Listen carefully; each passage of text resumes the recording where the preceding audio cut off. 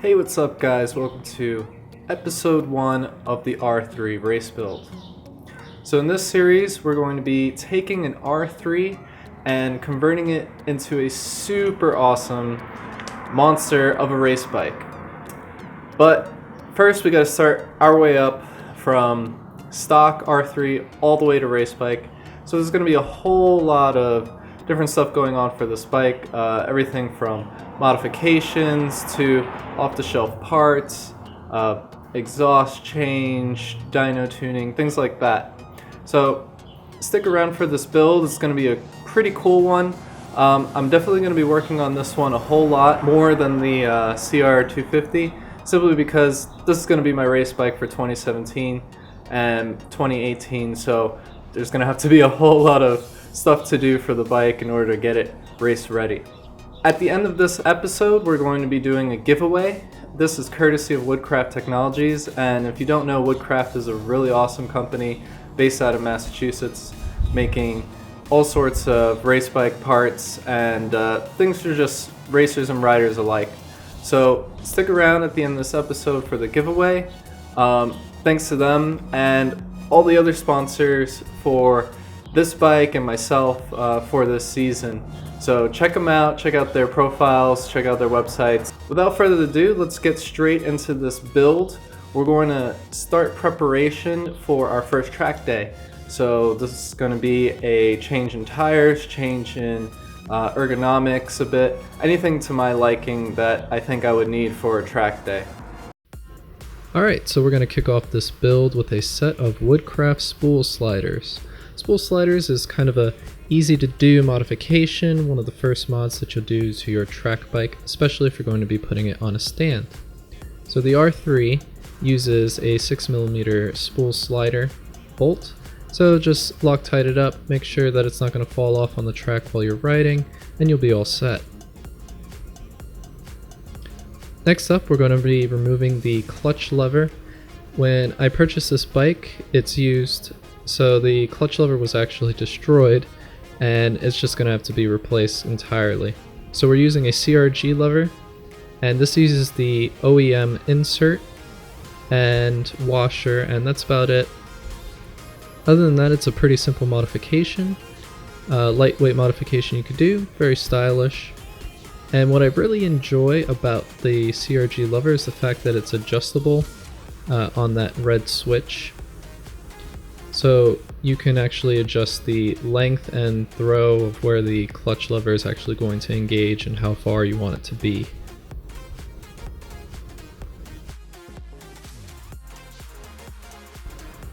So next up is the infamous modification, the bar end sliders. Now, it's pretty well known that the bar end sliders are actually kind of a pain in the butt to remove. So the actual bar end is quite simple to take off. You just take off the 6mm bolt, but there's an insert on the inside, and this is a weighted insert that comes stock with the bar end, so it reduces vibrations. In order to remove the actual insert, there's 2 tabs on the inside, and the best method I found was using WD-40 or Windex and putting the bolt back in without the bar end and then just pulling it out as hard as I could. Once you get it out, this is basically what it looks like. Simple insert that's weighted. We're not going to need that for racing at all. So next up, we're going to actually install the Woodcraft bar end sliders and lever guard and the R6 throttle mod.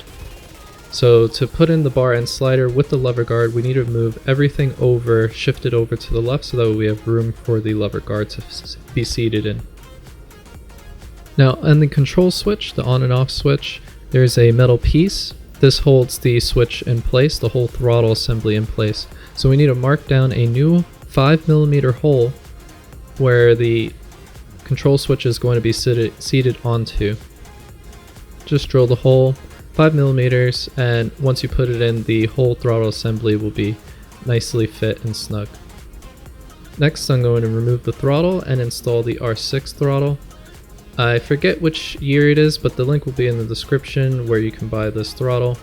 Basically, it is larger than the R3 throttle, and this gives you a quarter turn pull as opposed to a full turn pull that the R3 has.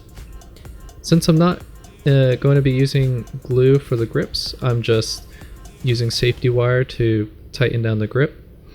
So I just tighten it up here with a single twist at the very end for the safety wire, and then move the safety wire inside of the grip, just press it inside, and then smash it with a ball peen hammer. This will make it nice and smooth so it doesn't catch on my gloves.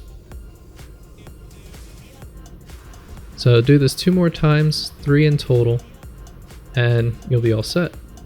Next we can install the lever guard, and then the Woodcraft bar end slider. So just adjusting the slider so that way everything is all nice and fit and snug and nothing is in the way. Next up, we're going to be installing the Woodcraft rear sets. And this is quite a simple modification, and I did this early in the build as far as track progression goes, simply because in testing I was finding that I was just dragging my foot into each corner or dragging the foot peg into each corner. So we're going to do this early so we don't have to worry about that. And possibly the coolest part about the Woodcraft rear sets is you can use all your stock components. So you can set this right up on your stock R3.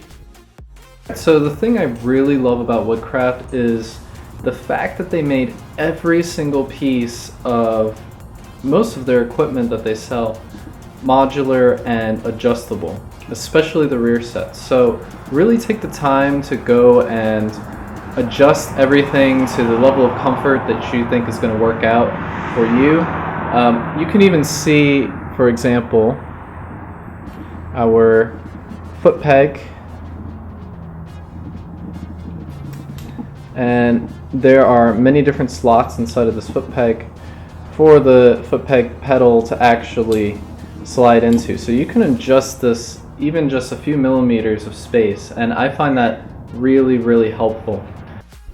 Alright, so the actual assembly is quite simple. We're going to be reusing our rear brake light and just attach that to the brake lever on the rear set.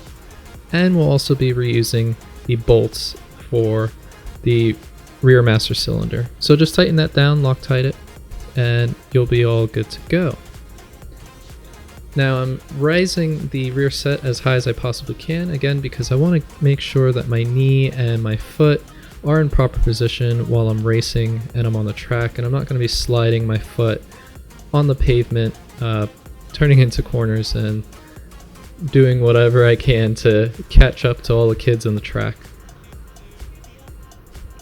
So just tightening down the last bit of stuff on the rear set, and I highly recommend once you have it all put together, just before you Loctite everything, you go check and make sure that everything is where you want it to be, because again, you can change and adjust the rear set as you please.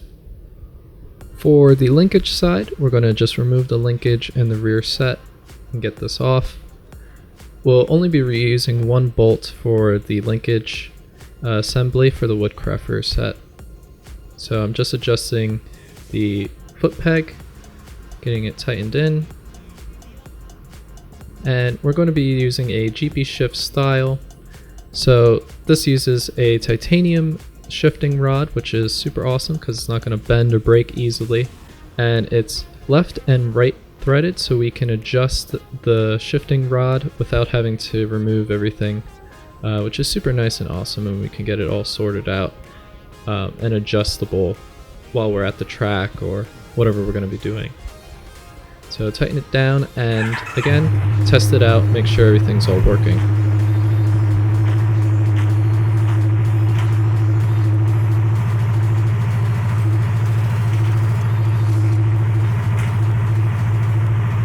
Alright, so probably the most important upgrade that we can make for the track day is not a throttle mod, it's not a rear set mod, but it is tires.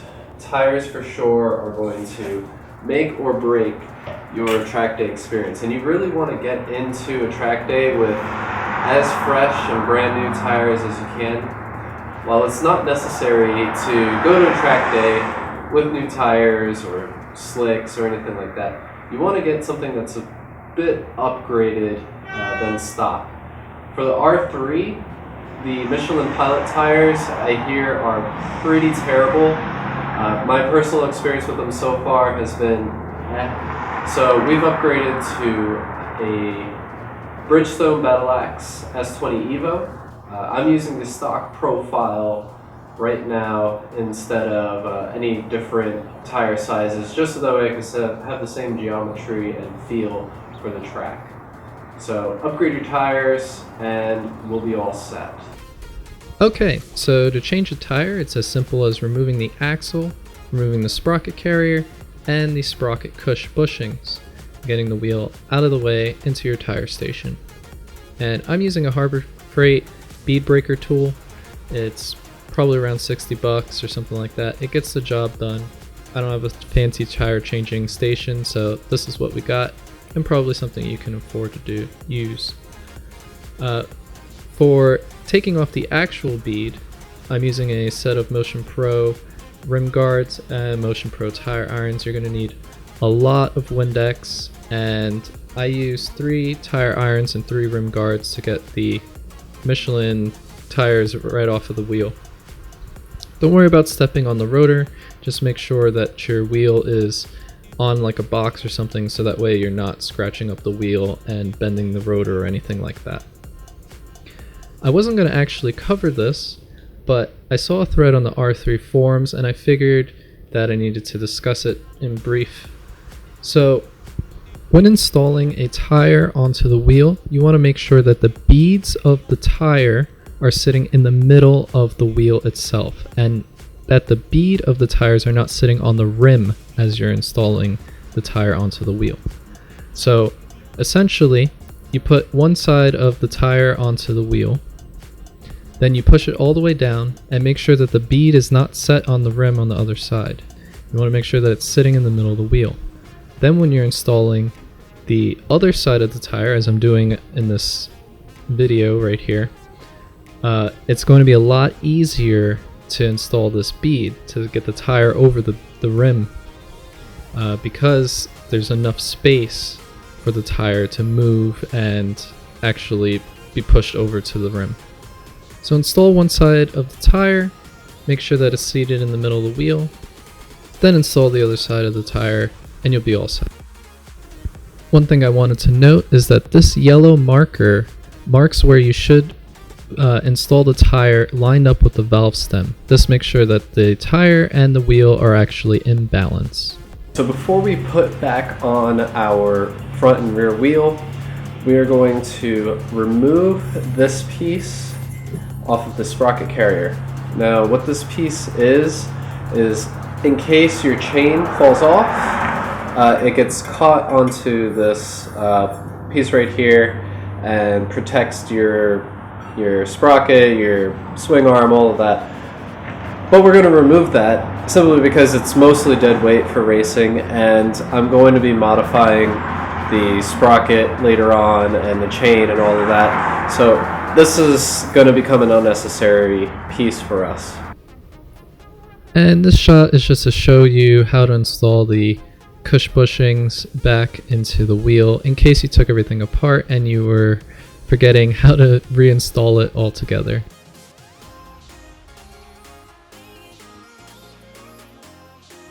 Alright, so one last item we need before we install the rear tire is this. So Graves made this chain adjuster retention piece.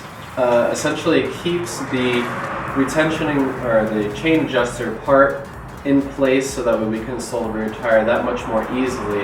And when we make adjustments to it, both tires will always be in, or the axle will always be in alignment. So both slider adjusters will always be at the same spot. To assemble this, we're going to take off the nuts at the end of the adjusters, take off the cap, and then we're going to slide in the metal piece first. This keeps it in place, then the spring, then the cap, and then the nuts and spacers back together. So now when you install it, you just press in the metal part, and this is going to keep it in place. The spring is also going to keep the tension on the adjuster so that way it doesn't slide around when you're trying to adjust your wheel alignment. Then just lift up the wheel, make sure the spacers are aligned, make sure the chain's back on, and push the axle back into the swing arm, and we're pretty much all set to go. So remove your fresh tire sticker, get some fuel in, and I'll see you guys on the track.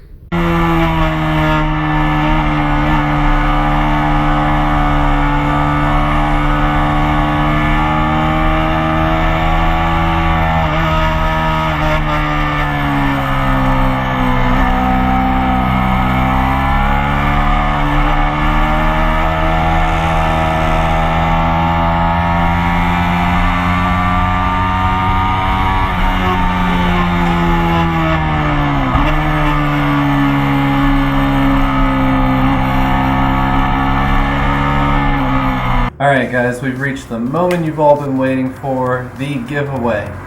So, first I want to thank each and every one of you for subscribing. I've reached over 1,000 subscribers, so I didn't put out a video for that specifically, but this is basically part of it, so thank you so much for the support so far. It's been pretty awesome to see that you guys have taken interest in the builds and stuff. So for the giveaway, Woodcraft has sent me a set of Clucky Pucks. And if you don't know, the Clucky Pucks are probably the most awesome Woodcraft product, and a pretty good well-known product off of them. Having used like stock knee sliders straight off of the suit and stuff, like those run out so fast. And even some aftermarket ones, like they just don't last very well. The Clucky Pucks slide great, they last a long time. I mean, in my suit, these are 2 full seasons of use, and they have so much life left in them. And they come in a ton of different colors, and even if you install them the wrong way, they will stick for days, forever. So that said, putting them on and then taking them off is kind of a pain in the butt, but once you get them on, like, they're golden. They're awesome. Another thing that's great about the Woodcraft Clucky Pucks is they also have a rain version of it, so it's like a little bit thicker than the standard Clucky Pucks, but the standard ones are just as fine. And the rain version, if you really need to get your knee down in the rain, they have that option for you. So in order to participate in the giveaway, what you need to do is leave a comment, just one comment in the comment section on this video, and it could be anything, it doesn't matter. You don't have to subscribe to the channel, but it would be great if you did. If you don't want to leave a comment in the YouTube channel, you can go to my Instagram profile, which I'll leave a link right here, and I will have an image there that you can just tag and post on that image as well. If you wanted to just leave your name, leave a comment on that, drop a like or whatever on the Instagram post. Whatever you do, your name will be submitted into there. So that's how you can enter it. Leave a comment. Leave a comment on the Instagram post. Like the Instagram post. You don't have to follow me if you don't want to, but it'd be nice if I get a little bit more followers. And that's pretty much it. So again, thank you guys for watching. We have so much left to do on the bike itself. Next episode, I will announce the winner of the giveaway, which will be 1 week from now. So get on the giveaway. You have a whole week's time. Next episode will be out 1 week from today, and we will be installing the Woodcraft armor bodies fairings onto the R3. So thanks for watching, guys, and I'll see you next time.